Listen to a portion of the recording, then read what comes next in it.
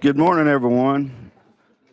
I would start at 9 o'clock, but y'all be upset because the clock says it's about 15 to 8. So we've got to wait about 45 minutes before we have calendar. It's Department and Agencies. It's Wednesday, March 6th at 2024 in hearing room 2 at 9 a.m. Lisa, please take the roll. Representative Bricken. Here. Representative Carringer. Present. Representative Chisholm. Here. Representative Haston. Representative Littleton. Here. Chairman Kiesling. Yes. Chairman Holsclaw. Present. Chairman Holsclaw, you have a quorum. Thank you. Members, do we have any personal orders? Seeing none, we'll get right into it. We have item number 1, which is HB 2020 by Marsh. Well, somebody see if we can get a hold of Marsh. We'll move on to item number 2 by Representative Hawk. Chairman Hawk, HB 2280. You are recognized. Thank you, Chairman and members. Last year, officials in Greene County learned of a very large outdoor event that was scheduled to occur in a very rural part of Greene County. The event intended to sell alcohol by obtaining a one-time ABC special license. However, the event was in an area of the county that has not passed liquor by the drink referendum. This brought great distress to my sheriff, county mayor, county attorney. So what this bill is going to do, it will require the Tennessee ABC special occasion applicants to first receive local approval if the event is located in an area that has not passed a liquor by the drink referendum. Worked with ABC on this legislation, and they've actually crafted the bill that you have before you today, Chair and members. So you're saying it's guaranteed to pass if they work with you? I'm gonna work with you, Chairman. That's what I'm hoping my guarantee will be, is working with you, my friend. Do we have any questions, members? Call for the question. We're voting on HB 2280. Those in favor say aye. Opposed? You're moving on, young man. Thank you, Chairman and members. Which brings us to item number 3, HB 2845. We have a motion and a second. And it looks like we do have an amendment. Does the amendment make the bill? Mr. Chairman, the amendment makes the bill, yes. Okay, we have a motion and a second. So you are properly before us. You are free to go, Mr. Camp.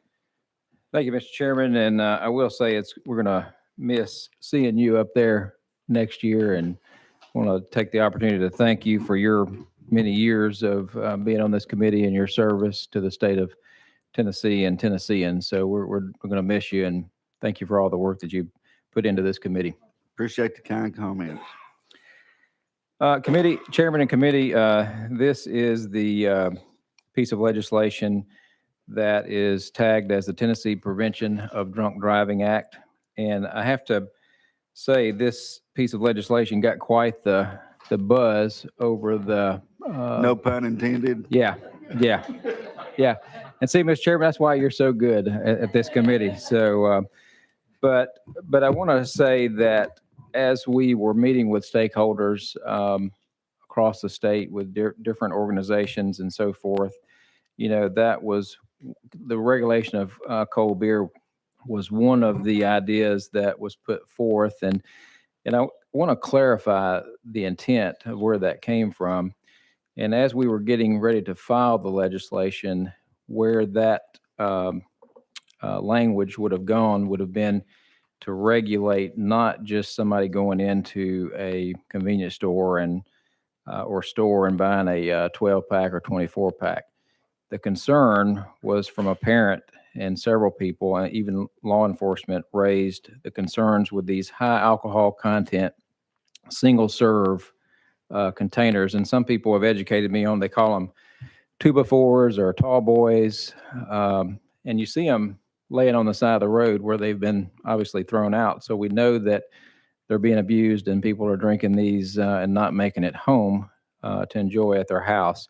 So there was never going to be any intent as the sponsor to take away the right and the privilege for the good actors of being able to buy a 12-pack or 24-pack and take that home as responsible adults. So I just want to make that clarity, for the record, so that everybody feels at ease. But none of that is included in this legislation. So House Bill 2845, as I said, is the Tennessee Prevention of Drunk Driving Act, and this bill has 5 parts that work together.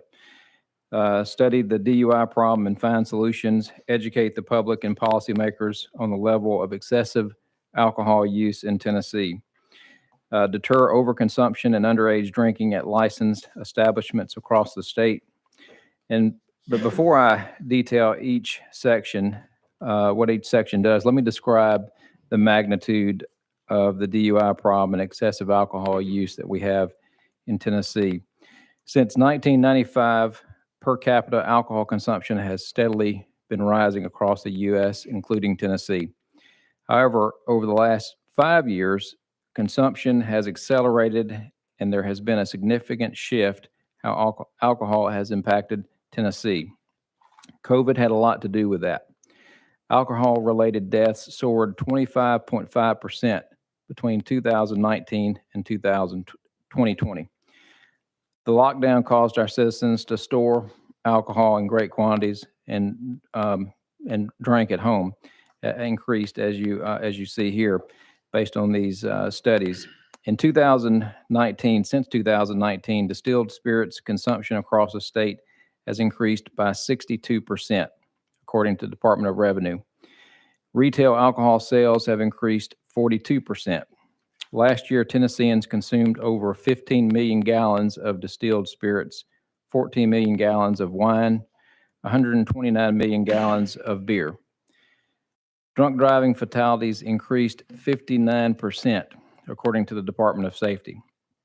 Last year alone, Tennessee law enforcement arrested nearly 18,000 people for driving drunk across the state of Tennessee. 7,297 alcohol-related crashes in the state. 292 fatal drunk driving crashes in the state of Tennessee. 1/3 of all road fatalities were caused by alcohol. 1 in 2 DUI crashes resulted in injury or death.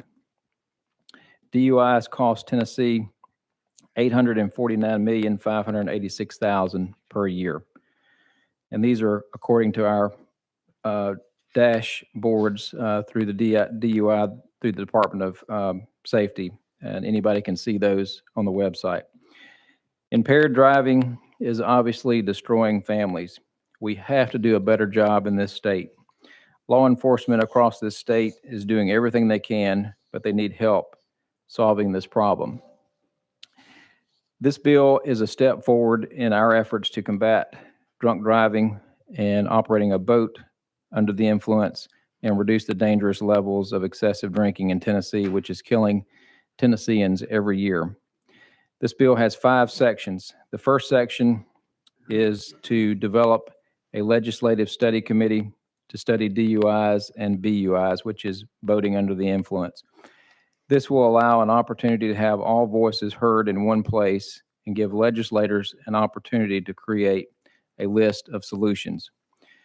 The Speaker of the House will appoint 6 House members. The Speaker of the Senate will appoint 6 Senate members. This will have an outside testimony from law enforcement, judiciary, addiction treatment professionals, industry, and other parts of people that would have influence in this legislation and study as we go forward. This would require law enforcement. The second part of this would require law enforcement to notify the Tennessee Alcohol Beverage Commission of any alcohol-related death within 48 hours. Law enforcement will now be required to investigate if a licensee overserved the drunk driver. These investigations occur across the U.S. and informally in Tennessee. This law will now require law enforcement to notify the ABC within 48 hours of an alcohol-related crash.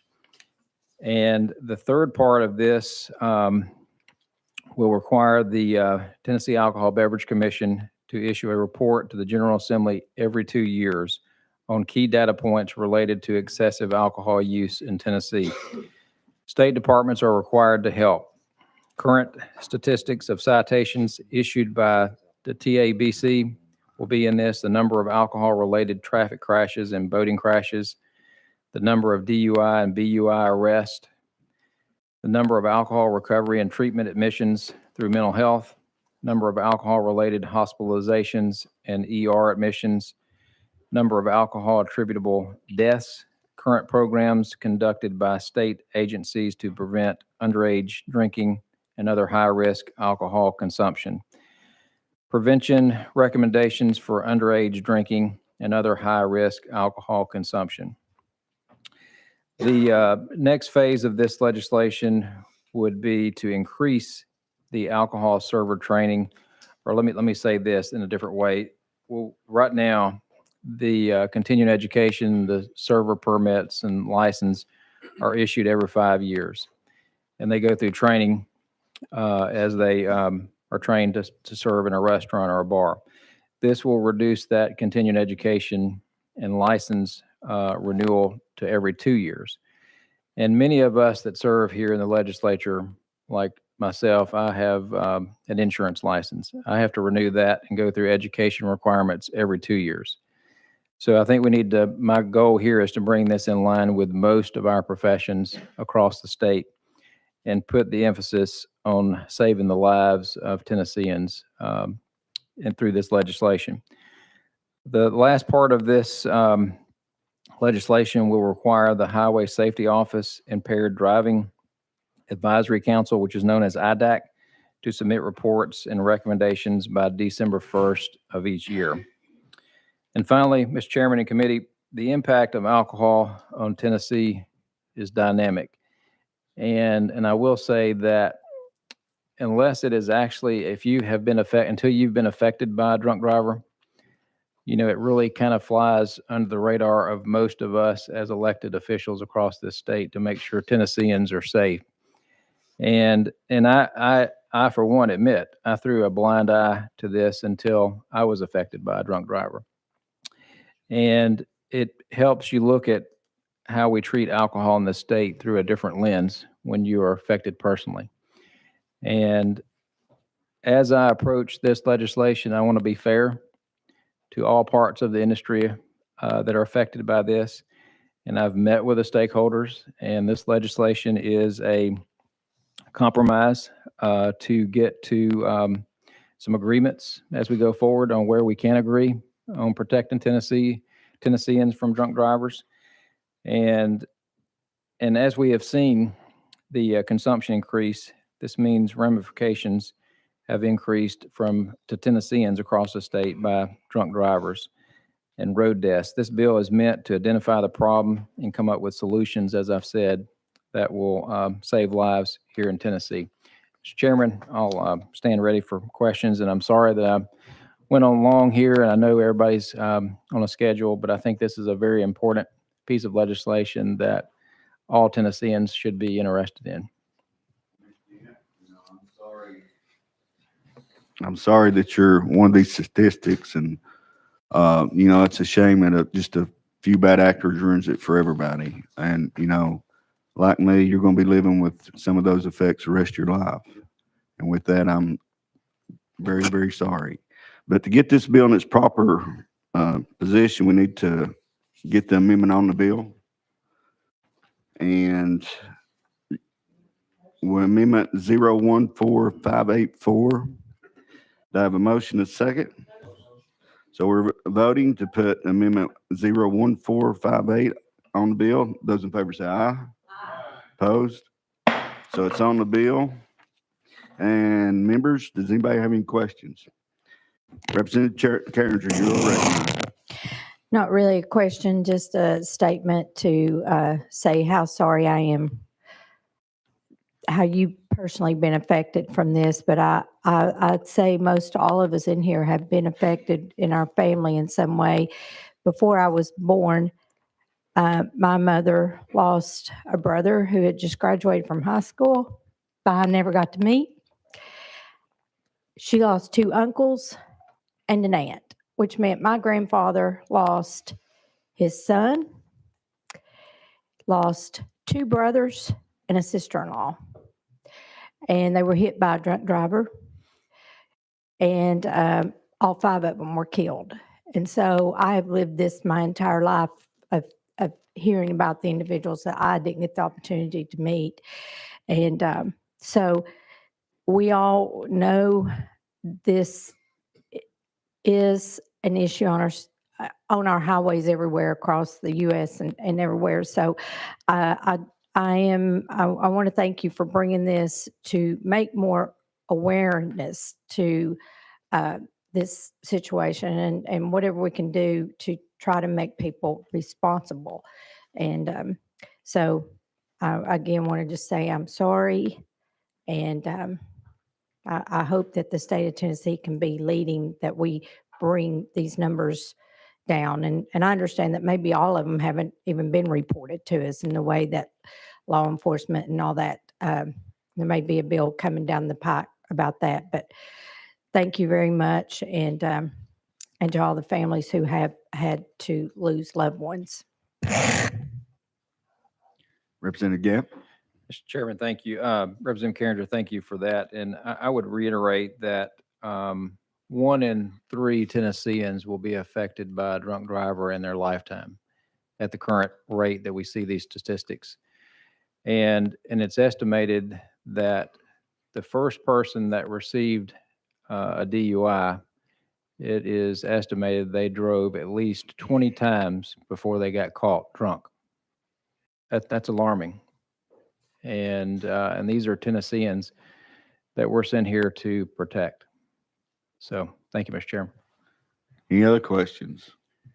Seeing none, we're voting on HB 2845. Those in favor say aye. Opposed? You're moving on. Keep up the good work. Thank you, Chairman and committee.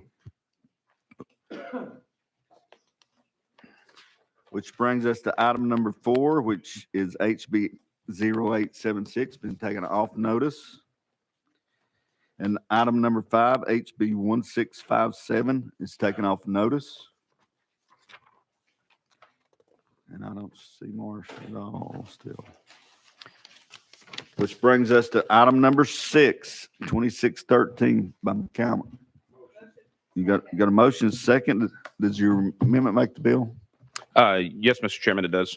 So let's see if we can't get that on. What's your drafting code? Mr. Chairman, I have drafting code 014161. That is correct. So we've got a motion and second. So we're voting on an amendment 014161. Those in favor say aye. Opposed? So now you're properly before us. Present your bill. Thank you, Mr. Chairman. Members, what this bill does is create a new, more restrictive liquor by the drink license type. This actually came to me from a constituent who's, for all intents and purposes, having to put a round peg into a square hole with his business. What this license does is it allows for 20 seats instead of the current 40 seats, with the restriction of being open liquor sales from 8 a.m. to 10 p.m. instead of the 3 a.m. It still requires the sale of food, but it also puts a restriction in place that only allows for 15% of his revenue to come from alcohol sales, and it applies only to barbershops, cosmetology, nail salons, and cigar bars. Worked with the ABC thoroughly on this. They're on board with it. And with that, I stand ready for questions. Members? Seeing none, we're voting on 2613. Those in favor say aye. Opposed? You're moving on, young man. Thank you, Mr. Chairman. Looks like you're still up at the Yes, sir. podium. HB 2200. And it looks like we have an amendment. Is that Yes, Mr. correct? Chairman. I'm sure it makes the bill, right? It does. Yes, sir. It's drafting code 014123. Okay, so let's get that attached to the bill. Those in favor of 014123, say aye. Opposed? Our members are kind of still, they hadn't woke up yet. They're just kind of silly deal. Well, thank you, Mr. Chairman. I'll be brief so I can take advantage of them not being awake yet. All kidding aside, sir. House Bill 2200 authorizes the use of a secure identity verification system, such as Amazon One, to provide evidence that a customer is at least 21 years of age for the purchase of alcohol. Under the bill, the secure identity verification system must match the customer to an acceptable form of identification, for example, government-issued ID. Verify the validity of the ID and using age data from the ID, inform the retailer that the customer is of age upon a scan of a unique physical characteristic identifiable to the individual. If these criteria are met, the customer will not need to produce a physical ID when purchasing alcoholic beverages, providing customer convenience, retailers reliable tool to verify the age. Essentially, members, this is another arrow in the quiver of age verification, utilizing technology to work in our favor. We do have a representative from Amazon here who is signed up to testify if you have any questions that I cannot answer. Members, do we have any questions? Seeing none, we are voting on HB 2200. Those in favor say aye. Opposed?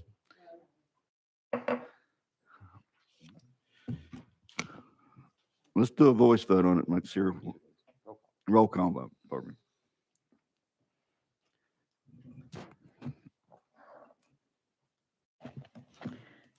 Bricken, Yes. Carringer, No. Chisholm, Haston, Holsclaw, Yes. Kiesling, Littleton. Representative Holsclaw, you have 5 ayes and 2 noes. Thank you, Lisa. So looks like your bill's moving forward. HB 2200, moving forward. Thank you. Thank you, Chairman and committee. Which brings us to item number 8, HB 1672 by Mr. Freeman, Representative Freedom. Good morning. We have a motion. Second. So look like you have an amendment, so you're probably before us. Thank you, Chairman and committee. It's a pretty straightforward bill. It aligns the sale of alcohol with beer sales in communities that pass it by their local governing body. This was brought to me by the Titans. We've got a lot of international games that start very early in the morning, and people want to go watch their teams play and enjoy a Bloody Mary or a mimosa. And so this would just allow that, but it would require the local authority here in Nashville, our Metro Council, to pass an ordinance approving it. And with that, I stand ready for any questions. So you're saying it's 5 o'clock somewhere? Yes, sir, I am. In London. Members, we have any questions? Chairman Kiesling. Thank you, Chairman. Again, Bob, let's go back. This is not statewide now, right? It is, or is this applicable to statewide or not? Yes, sir, it is. And just a heads up, you guys have your name tags backwards, but it's Whatever. Yes, sir. It is. Yes, sir. It is statewide, but it's a statewide authorizer that would require local approval. So any locality that decided to pass this by the will of their people would allow this. Mr. Chairman, final. That is by referendum now, not by county commission vote. Is that correct? Before you try to answer that, let's go to legal and let him clarify that a little bit before you want to. It is by referendum, but I'd be happy to go out of. We're out of session. Thank Legal. you. Matt Mundy from Legal. It's a two-step process. It would only apply in jurisdictions that have already approved by referendum liquor by the drink, and then those jurisdictions by 2/3 vote could by ordinance allow for the expanded sale hours, and they can also repeal those expanded sale hours in the same manner. About 2/3. Yes, by 2/3. Thank you, legal. We're back in session. Hopefully that clarified it a little bit. Thank you, Mr. Chairman. Thanks, sir. Representative Thank you. Freeman. Other questions? Representative Carey. I have read the bill and before, and this is the first that even it's not even been on the radar or anywhere. So I'm going to have to be a no on this bill. Anyone else? Seeing none, we're voting on HB 1672. Those in favor say aye. Opposed? Bill moves forward. Thank you, Chairman and Committee. And you're still before us. HB 1870. It don't look like it has an amendment either. So we have a motion and second. Motion a second. Jesse, anyone? Russ? Thank you. Thank you. Motion and we had a second. So you're lucky they squeaked in. Thank you, Chairman and Committee. So I'm going to give a brief story and explain what this is trying to solve and how we got here. If any of you remember several years ago, the horrible rape case on a university campus here locally, where a bunch of men carried a passed out woman past 20 or more individuals that allowed it to happen. Not one of them stopped it, said anything, felt empowered to do it, understood what they could say. Out of that program, the Sexual Assault Center and other advocacy groups across our state started a victim advocacy awareness program. They realized that empowering people to step up and say something could help prevent rape and sexual abuse in our state. They realized afterwards that could expand to bars across the state. So they created what's called the Safe Bar program. They've gone out and trained over 50 bars in downtown Nashville to allow bartenders to identify rape and sexual abuse potential, people that look like they possibly have been drugged, and victims of trafficking. What this does is requires the TABC to include in their server program or server certification and training a similar program. I truly believe if we pass this bill, we will make a meaningful impact on rape and sexual abuse in our state and empower our bartenders and servers to identify the signs of this horrible crime and step up and say something. And with that, I stand ready to answer any questions. Any questions, comments? You are recognized. Representative Bricken. Thank you, Mr. Chairman. To the sponsor, is ABC okay with this? And how much additional training time does this program, additional training time will be added to the server training because of this bill? Yes, sir. Thank you. And just let the record reflect, we got a thumbs up from the ABC in the back. They outsource this training, and so they would set rules and regulations on what that would look like. I can't honestly tell you how much more time it would take, but not more than a couple of hours or an hour. The training program that's currently in place that is being run by a local nonprofit is, they come in and speak before they go onto a shift. So it's not a month-long, week-long program, but it's an ever evolving, rolling educational series. But just to be totally honest, I can't speak to exactly what that would look like, but I would wager it would be not that much, but very worthwhile. Thank you. Representative Chisholm. Thank you for this bill and thank you for your hard work. Thank you. Short and sweet.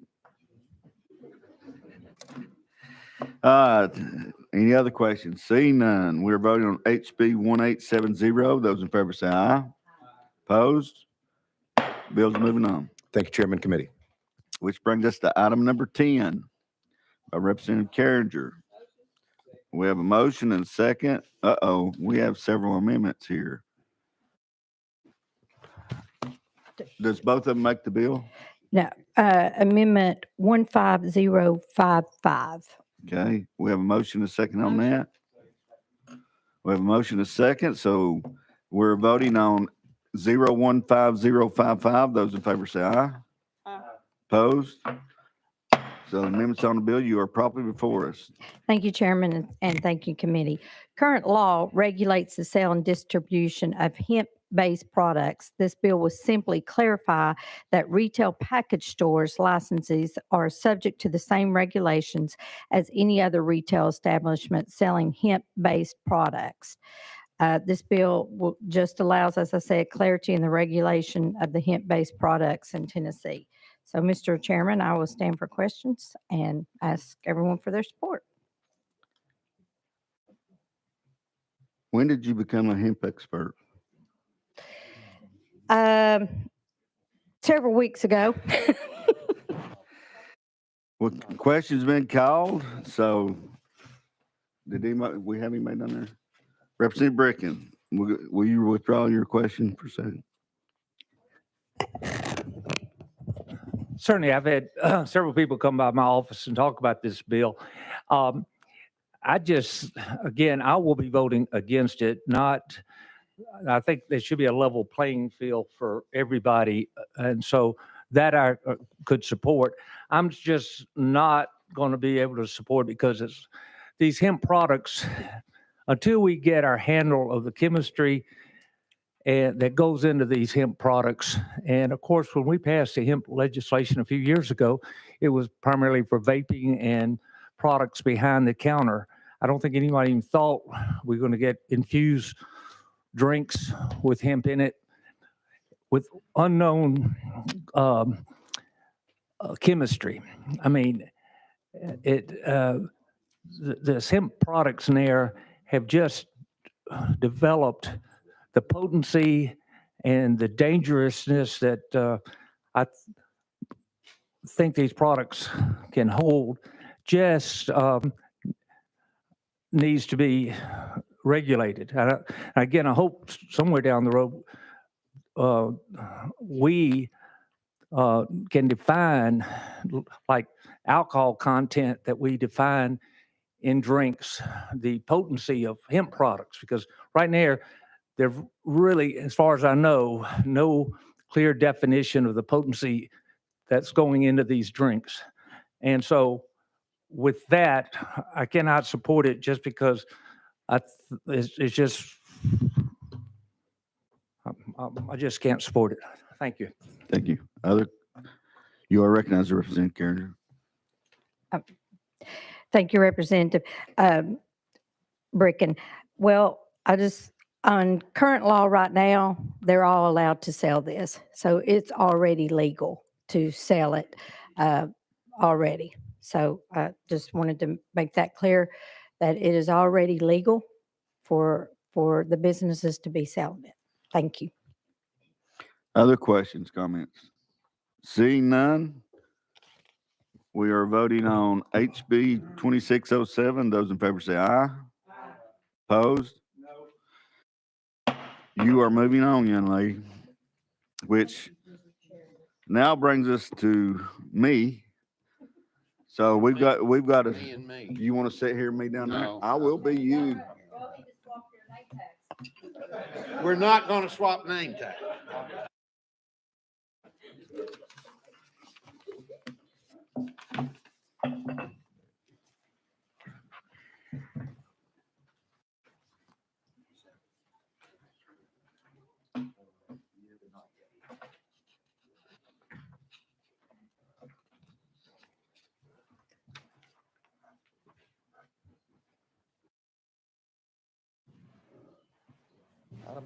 I'm going to gavel us out of session.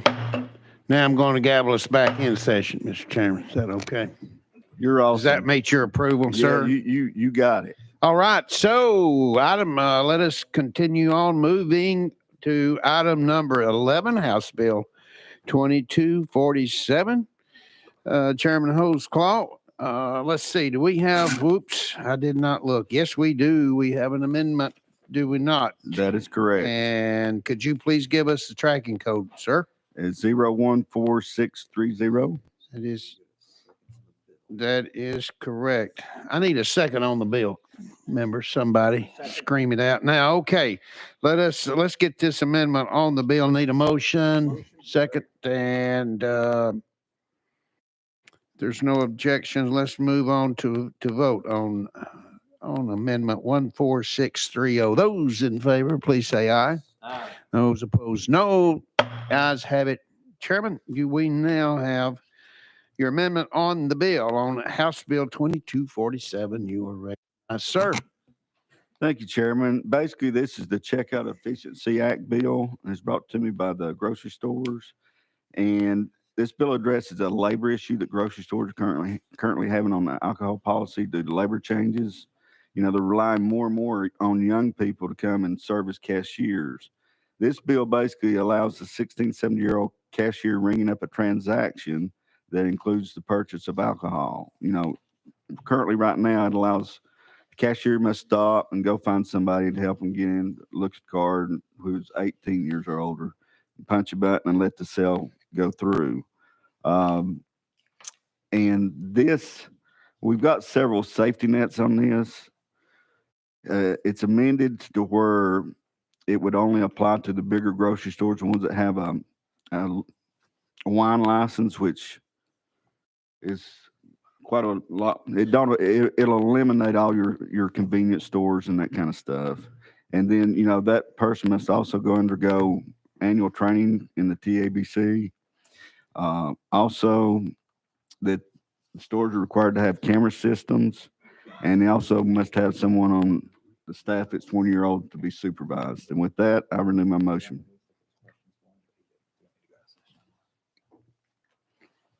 All right, members, you have heard an explanation of the bill. Any questions to Chairman Holtzclaw? Yes, we do. Chairman Behringer, you recognize. So, Chairman, I got heartburn with a lot of this in terms of allowing 16 years of age. It says 16 years of age or older, transporting, possessing, selling, or dispensing wine or beer in the course of such person's employment.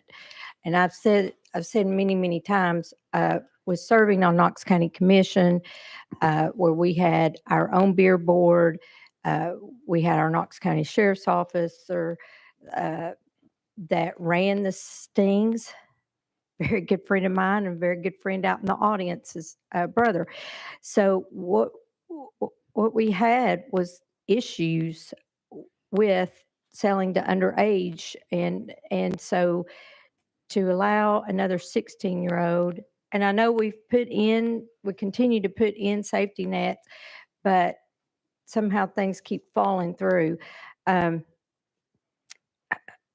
don't think I can support this because of age of 21 being able to legally drink alcohol, and bringing it all the way back down to a 16-year-old being able to serve it, I mean, according to this, or sell it. And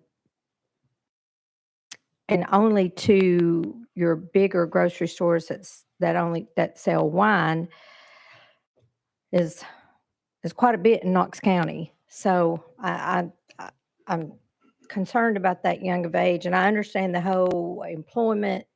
Every profession out there is suffering from being able to find quality people to work, but I guess I just have to be a no on bringing it all the way down to 16 years old when you got to be 21 to legally partake in this. So, Chairman Holtzclaw, do you have a response to that? Just appreciate your kind comments. Sure. Okay. If there's no objections, we do have the Mr. Rob Eicher that I'd like to bring up. And where is Rob? There he is. Come on up, Rob. If there's no objection, we're going to go out of session. And Rob, can you dissect a lot of this that's been said in more detail, sir, please? And again, you know the routine. State your name and who you're with. Thank you, Mr. Chairman. Rob Eichard, President of the Tennessee Grocers and Convenience Store Association. And thank you, Chairman Holtzclaw, for bringing this bill. As the chairman said, this is a labor issue for grocery stores. More and more, especially in rural communities with smaller stores, these retailers are depending on younger workers to staff their operations. And the current practice of requiring an 18-year-old to come up and finish a transaction in which alcohol is included Slows down store operations. It's very unpopular with the customers. And this bill would simply let that cashier go ahead and process that transaction. There are a lot of safeguards in this bill. It would also put Tennessee in harmony with 5 of the 8 states that border us that do allow 16 and 17-year-olds to process transactions that include alcohol. I do want to emphasize that these are transactions only in grocery stores or in retail food stores that are licensed to sell wine. That does eliminate most convenience stores. Some do have wine and retail food store licenses, but by and large, this is grocery store oriented. So we're talking about transactions that are for food. There are people buying a basket full of groceries. Included in there might be a bottle of wine or a 6-pack of beer. And it would just be easier for all involved if the cashier could just continue the transaction and total it out. I'd be happy to answer any questions. Of course you would, and you're going to remain seated right there because I'm not going to let you up yet. Thank you. I'm going to lead off with a question. I know we've already got some others that would like to ask. Now, again, I want to go back to the safeguard, and one in particular in my particular district, we have a lot of marinas and resorts there along Delhi Lake, and this also applies to other areas as well. So, what's the safeguard there? What if the marina or resort does not sell wine? Then they cannot.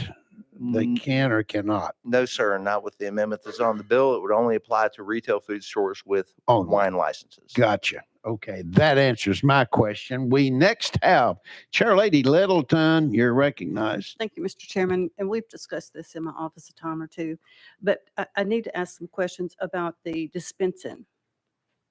It says dispensing intoxicating liquor or beer. So some of the grocery stores actually in their delis do sell beer and wine, do they not? A few of them. Mr. Eichert? I am not aware of beer and wine transactions through grocery store delis. Okay, so in the amendment, it says possessing, dispensing intoxicating liquor or beer. So what does that mean? And it goes on to say in the course of their employment, I think are the words.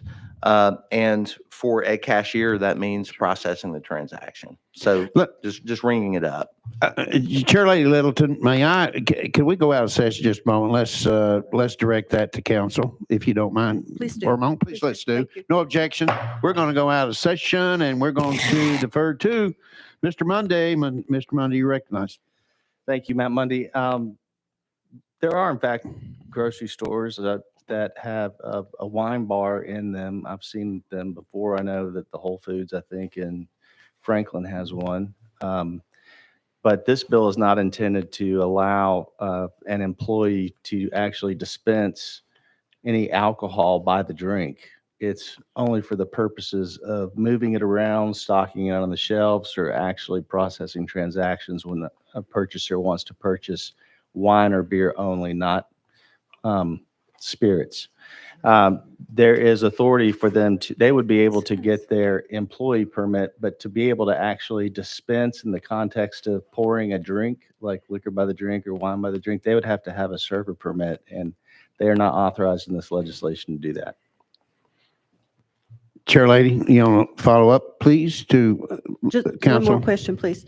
What about the transporting? Is that just for the 18-year-olds too, or 16-year-old? It says transporting, possessing, and selling. Mr. Mundy. I understand the context of that to be transporting it in terms of moving it perhaps from a pallet that comes in at the back of the grocery store and walking it to the shelf and putting it on the shelves in the grocery store. But I don't think it means that they could be driving around with a truck full of wine or beer. We're going to, before we go to our next, any further follow-up, Chairlady? Thank you. Okay, you got it. Did you indicate to me you would like a contact council? I think Mr. Mundy answered that. Okay, got it. Good. Okay, let's move to, let's see, Representative.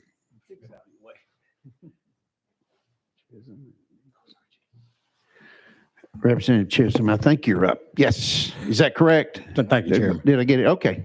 You got it. Go right ahead, sir. You mentioned the 5 states that border us. Out of those 5 states, have you seen an uptick of fines due to selling to underage? Now, wait, we're still on, Oh. we're still legal, I'm sorry. Representative. My question is Just- for the For who? I'm sorry. is for the Okay, For the guest. okay, for testimony. All right. Anyone else to any other questions to our council? I see none. So no objections. We are back in session and back to you. Jesse, you're recognized, sir. Thank you, Chairman. Ask my question again. Out of the 5 states that border us, have you seen an uptick of sales to underage drinkers? Mr. Eichert. No, sir. And I think that it's been their policy longstanding to allow 16 and 17-year-old clerks to process these transactions. So whatever their experience has been, I think has been consistent over the years. I have consulted with counterparts in the state in the other states, and it's anecdotal, but they have told me that this is really not a big issue, that they don't see a lot of problems with underage sales by younger clerks. Okay, Representative Chisholm, follow up. Yeah. So you saying that you have not seen an uptick of fines? No, sir. Okay. All right. Any further questions to Mr. Eichert? I see no one jumping up and dying to speak. Do you have anything, any final comments? Rob? No, sir, no? other than we'd appreciate Okay, your support. of Thank you. course, sure. Said, okay, no objection. We're going to be back in session. And Chairman Holtzclaw, back to you. Any closing remarks, sir? I renew my motion. He renews his motion. So I think I heard a call for the question, and we are now in position to vote for House Bill 2247.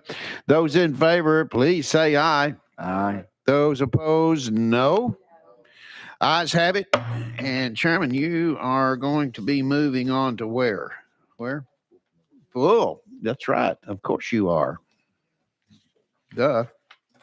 All right. We're going to continue focusing, making eye contact with Chairman Holtzclaw with item number 12, House Bill 2658. Chairman Holtzclaw, you're recognized. It's me again. It is you again, and you, I need a motion and a second on the bill, and you, sir, have an amendment, and we're going to ask you to give us the tracking code, please. 014766. That is correct. 14766. Thank you, Chair Lady Littleton, for that motion, and Chair Lady Carringer for the second. So let us get it on. Those in favor of Amendment 14766, please say aye. Those opposed, no. The ayes have it. We now have it on House Bill 2658. Chairman Holtzclaw.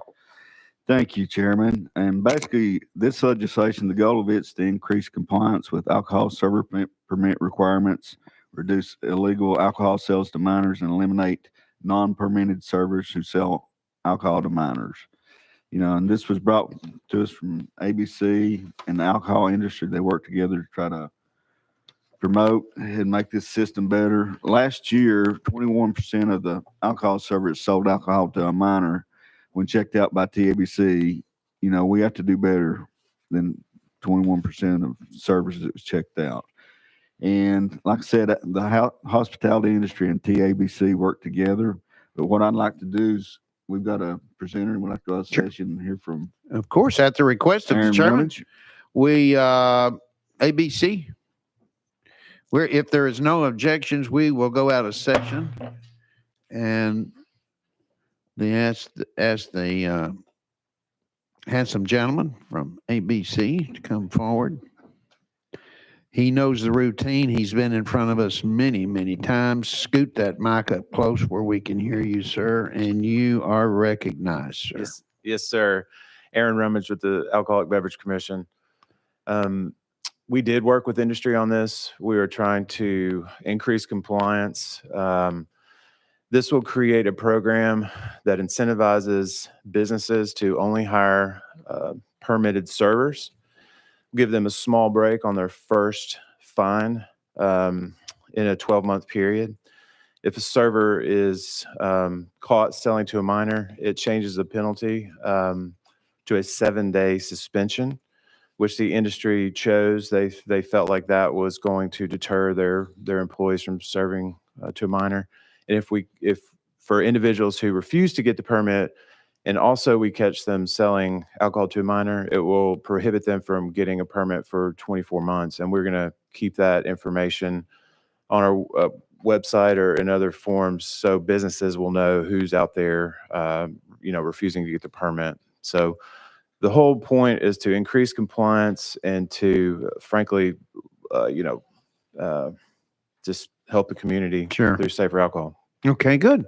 Good explanation. Yes, we do. We're lining up, and we're going to recognize Chairman Bricken. You're recognized. Thank you, Mr. Chairman. Just a quick question on this. If ABC goes to a restaurant and identifies a server serving to a minor or whatever, at that point, is the suspension immediate? Can ABC suspend that server on the spot, or does it have? What's the process? Mr. Rummage. Great question. They have due process rights. So when we issue a citation, it's a civil citation based on their permit, and they have the ability to fight that citation. They'll go in front of an administrative law judge, and so they have, that hearing is governed by the Uniform Administrative Procedures Act. So they have due process. They can object to that and hire an attorney or represent themselves. But it usually is a several-month period, so it doesn't happen immediately. Chairman Bricken, follow up. Well, I mean, if they don't protest, I mean, if y'all issue the citation, how quickly would that affect the server? If y'all told them you're going to be suspended 7 days, would it be like April 15th through April 22nd? Would it specified? Mr. Rummage? Yes, sir. They would have the ability, if they didn't want to contest the citation, they would speak to our attorneys and we could pick out a time that they could serve that out. So it would be kind of a matter between our legal staff and them on when that occurs. Chairman Bricken. That's fine. He says he's through. Anyone else to Mr. Rummage? And it doesn't appear that there is. Mr. Rummage, thank you for your service and your time today in front of this committee. All right, no objections. We will return back into session. And Chairman Holtzclaw, final comments, sir? Basically, I'll just request passage of 2658. All right, he's requesting your vote, members. All right. Do I have yes, I'm looking at Chair Lady Littleton, who can always come through for me, and I appreciate that. She's asked for the question. Objections? Let's vote. Those in favor of House Bill 2658, please say aye.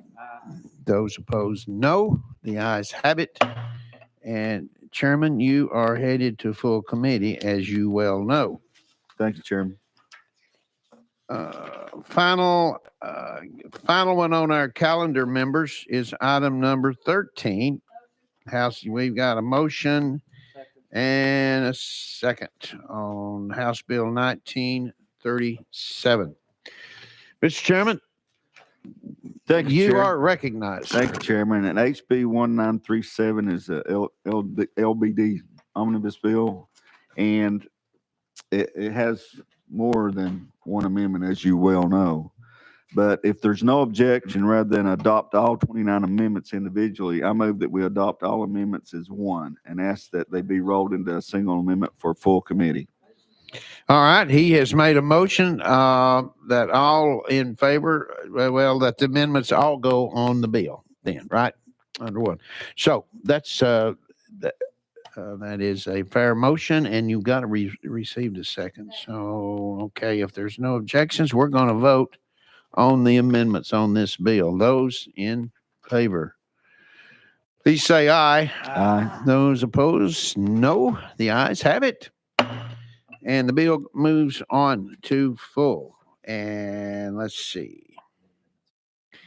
Now we're going, listen up, members. We are going to be rolling this into a single amendment for the full committee. So just heads up, be aware of that when you get that calendar. All right. At this time, we'll go back out of session and return the gavel to our distinguished chairman, Chairman Holtzclaw. Thank you final for comments. Thank you for a fine job. You've done awesome down there.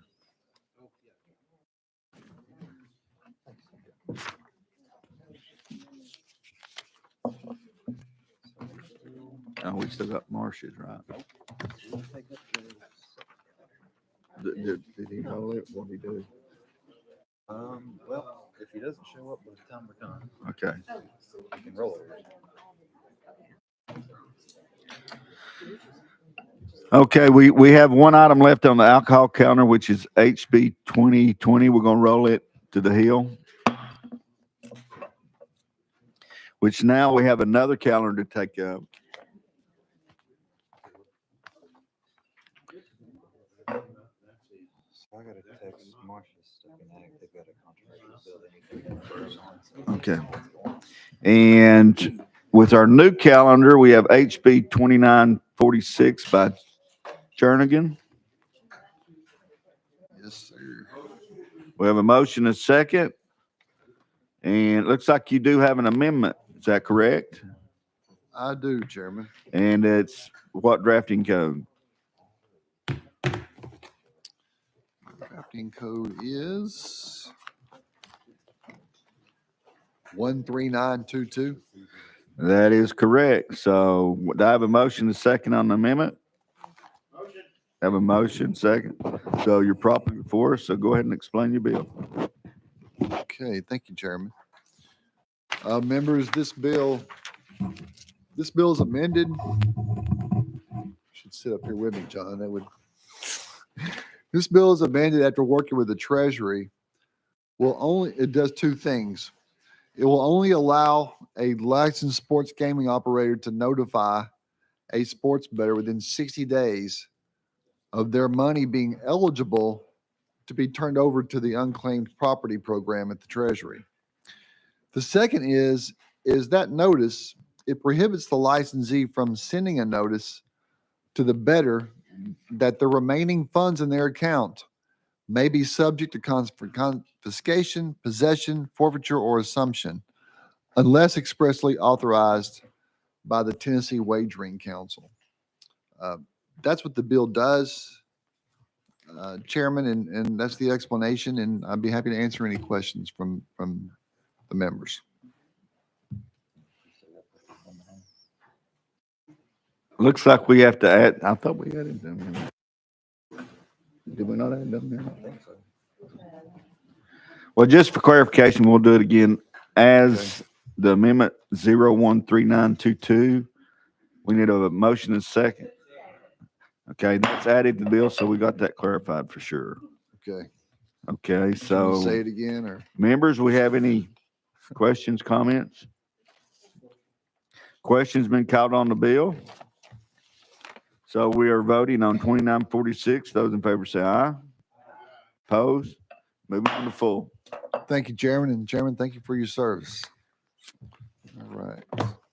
And it looks like next we have this beautiful young lady, Chairman Hazelwood on HB 2325. And don't look like you have an amendment, so you're ready to roll. Thank you, Mr. Chairman. I think we all know that AI is it's going to change all our lives. We have started to deal with that as a state with the Elvis bill that we passed. But I think also we recognize that's just the tip of the iceberg. There's so many other applications for AI. So this bill would simply put together an advisory council that would recognizing all the things that I've talked about and the fact that state governments and businesses are still learning, how to navigate through this. We don't want to be left behind, but we also want to make sure that when we take action on AI, we do it right. So this bill would create an artificial intelligence advisory council, would have 15 members that would consist of the commissioners of F&A and Human Resources, chairs of the Senate and House Finance, Ways and Means Committees, chairs of the House and Senate Commerce Committees, 4 additional members that would be appointed by the governor, 2 each appointed by our own Speaker of the House and 2 by Lieutenant Governor. And then the state's Chief Information Officer, that person would serve as the chair of this council. And that council would be charged with the responsibility to recommend policies and procedures, identify what potential investments the state needs to make to be able to leverage AI in state government. And they would also recommend policies and actions to educate our employees on AI and to ensure that we have clear usage policies as a state. The council would be required to provide a recommended action plan framework later than 6 months after their first meeting, with the final report and action plan no later than 12 months after. And the council would then terminate. This would not be an ongoing entity that we would be setting up. It would be established for this purpose. Once it meets its goals, then that council would be disbanded. With that, Mr. Chairman, I would entertain any questions. I hear you're the lady that's feeding AI the information. Is that correct? Whatever you say, Chairman. Without objection, we are voting on 2325. Those in favor say aye. Opposed? You're moving on to full, young lady. Thank you so much. And it looks like we finally have an individual who's long been awaited. Without objection, we're going to move back to the alcohol calendar and take up HB 2020. Looks like Speaker Pro Tem has extra special privileges today. Thank you, Mr. Chairman, for your kind words. And it does not have amendments, so we have a motion and a second on HB 2020. And so you're proper for us, so present your bill. Thank you, Mr. Chairman. What we're trying to do today is to allow 2-year institutions to be able to do distilling degrees. We passed several years ago that 4-year institutions could. We're saying in this that they're allowed to sip basically alcohol and not be arrested on the campus. And at Motlow College in Lynchburg is starting a distilling degree, and this will allow them to carry that degree forward. And we do have the president of Motlow, Mr. Michael Torrance, back here in the back that's very thirsty.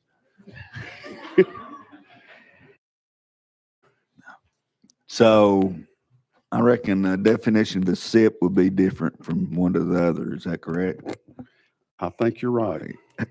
The next question I have, if they sip it, do they spit it out or do they swallow it? I think they spit it out. Okay, that's what I was thinking. We have questions? Y'all are just all giggles and question has been called. We're voting on HB 2020. Those in favor say aye. Opposed? You're moving on to full, Chairman. Thank you.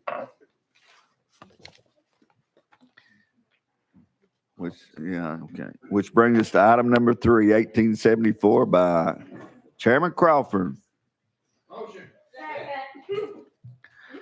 Boy, I have to say that's the only time I woke up today is for the silver-haired devil. Well, thank you, committee. Thank you, Chairman. Looks like we have an amendment. That is correct. Amendment We have a motion and second. You got a draft? 15079. You're on it. All right. The amendment makes the bill pretty much, can we place that on there for So discussion? we're going to be voting on 015079. Those in favor say aye. Opposed? It's added. Thank you, Mr. Chairman. Thank you, committee. I could spend a long time talking about this bill and the passion I have for this bill, but I'll just hit the highlights for you. A few years ago, I sat on TASER and we did a study not too long back on the blue light emergency calls boxes that you see on campuses and for sporting events and different things. And as a father of a young UT student, it really surprised me when I found out that not all calls made from these emergency boxes were recorded. And so started doing some checking into it, and we're pretty much covered throughout the state. I think there is 3 TBR universities that are not equipped to do this at this time. And all this bill does is it requires that any call that's made from one of these emergency call boxes, that it is recorded. Now, I don't care if it's recorded to the local 911 centers. If you call and it's attached to the 911 centers, it is already recorded as we speak. And most schools, such as ETSU in my area, they have their own security office. And this bill would require them that they would have to be able to record that call. It doesn't have to be sent or taken over to the 911 centers. It could be kept there at the school security office. And I just think it would be good coming from a law enforcement background. Some cases got put off a long time, 6 months, 9 months, up to a year. And I just think it would be good to be able to go back and listen to the actual call, the environment that the call was made in, these kind of things, and review for court cases. As you guys know as well, just a few weeks ago at the University of Georgia, they had an incident down there. And I think this would be good for our school security offices, our police officers, our sheriff's office. If that victim makes it to one of these phones and says, hey, there's a guy in a blue ETSU hoodie, he's got yellow shorts on and black shoes and a baseball cap that says Yahoo Brewery or something to that effect.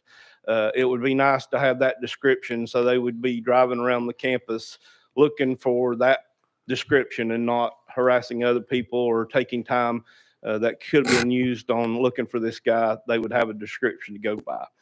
So all that being said, this isn't the most important bill that'll come through the General Assembly this year, and it's not the most expensive. It does have a small fiscal note. I believe last year we had a TBR school that did this, and it cost them $2,000 or less. So the fiscal note on it to complete the rest of the schools in the state of Tennessee is looking at $6,000, and that's absolutely nothing if it saves a life. So that's what the bill does. I'll be glad to answer any questions you may have. We appreciate your passion for this and bringing this bill. Does Yahoo Breweries giving you any royalties? I thought about that after I said it. Can I change that to Coca-Cola? Just kidding. Oh, Representative Carringer, you're recognized.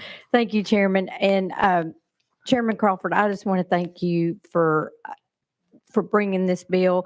You said it may not be one of the most important ones. I think it's a very, very important bill for our state of Tennessee and our universities. And I don't think any of us were aware of that they weren't being recorded or where these calls were going to. We just assume, it's emergency phone and blue light that it gets recorded. So I just want to thank you very much for spending your time and getting involved in this and bringing it to everybody's attention.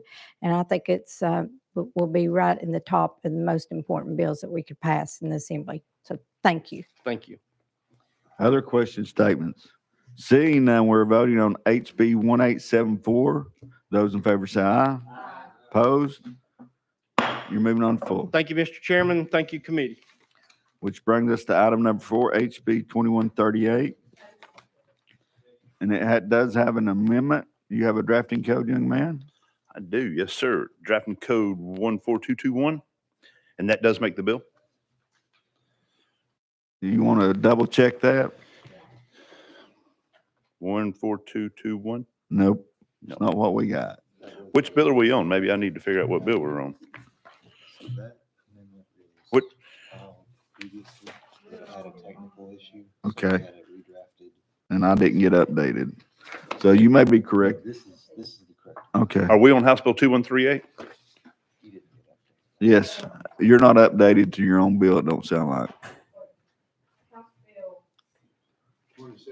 Yeah, No, we're on 2138. Thank you very On House Bill much. 2138, and the amendment that I filed with y'all is drafting code 14221.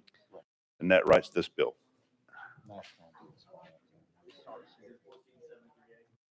No, it's 14749.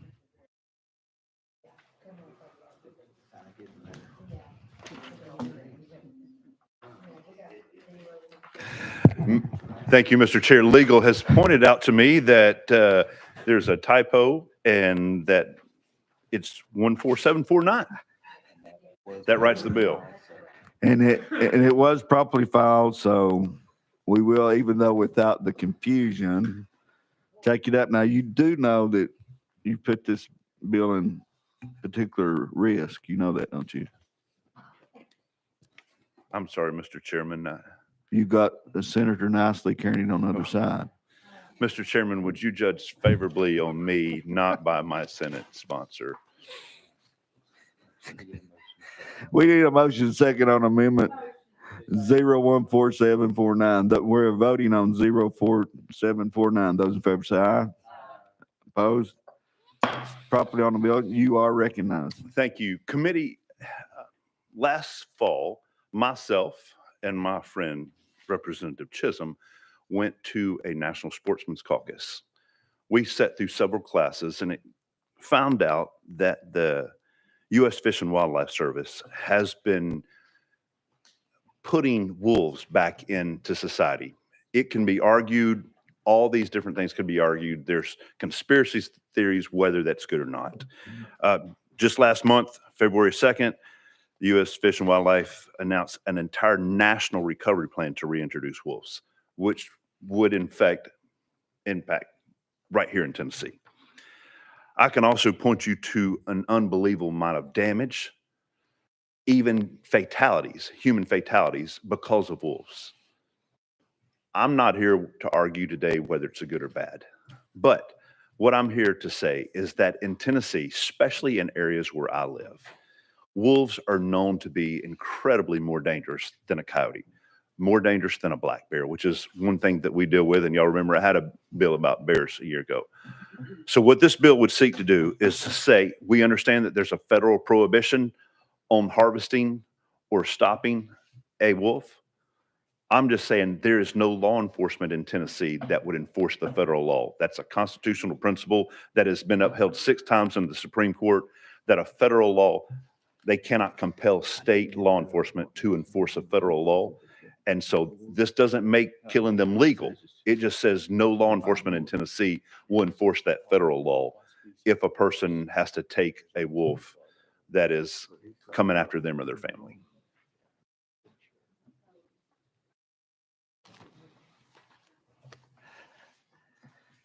Any questions, comments? Representative Bricken. Thank you, Mr. Chairman. And to the sponsor, I honestly didn't think we even had a wolf population in the state at all. I would be curious to know if anyone has any statistics of that size population. So, and I got another question, but do you have any idea?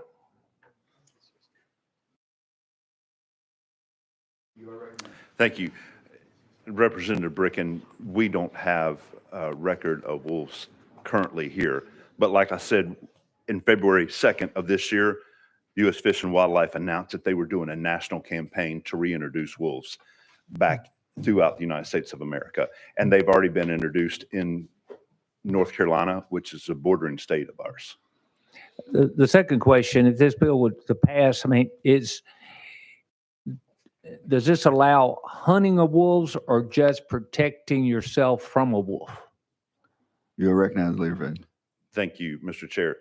Representative Bricken, no, sir, this would not allow hunting wolves. This does not make it legal to harvest a wolf, kill a wolf, or anything. This just says that the state of Tennessee won't enforce that federal law. That's fine. Any other questions? Not yet. Most people don't realize the size of a wolf. Have you ever held a wolf up? They're almost as big as you are. I mean, they can be quite intimidating for sure. Seeing no other questions, we are voting on HB 2138. Those in favor say aye. Opposed? You're moving on to full. It looks like we still have you in front of us on HB 2732. Yes, sir. Thank you, Mr. Chair. Committee, certainly still good to be with you. And we will try to see if we have And a we've got good drafting code amendment 14738. You finally hit one. Bingo. Hey, So that does make the bill, I'm assuming. yes, sir. So we need to get that bill. Do we have a motion and a second? So we are voting on 014738. Those in favor say aye. Opposed? So you're properly before us. Present your bill. Committee, this bill comes partly at my desire and partly at the desire of the TWRA. I have constituents in East Tennessee that sell captive wildlife. They have a permit through the state of Tennessee and a USDA permit to be able to propagate and sell.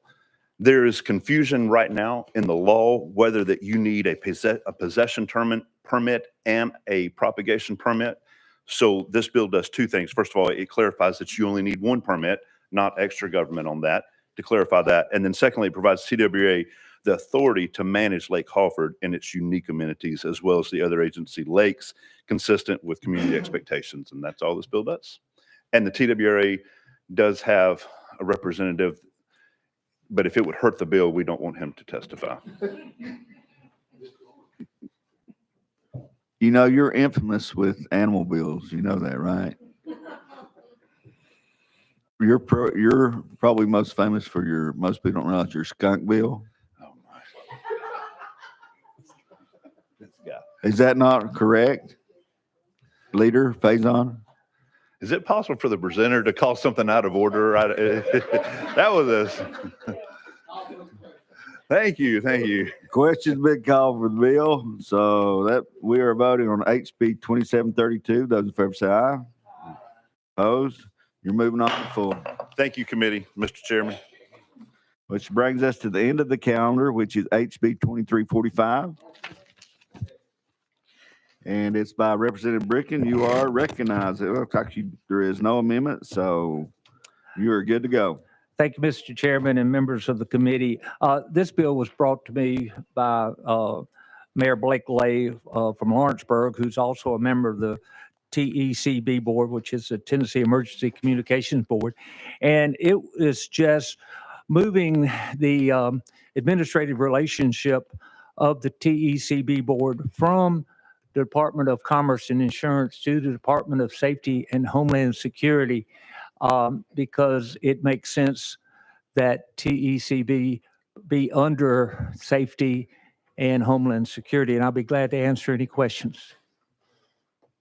We have questions?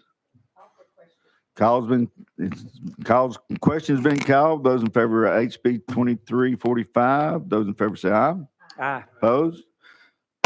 Bill passes. You're moving on to full. And that looks like, ladies and gentlemen, we have finished both calendars without objection. We are adjourned.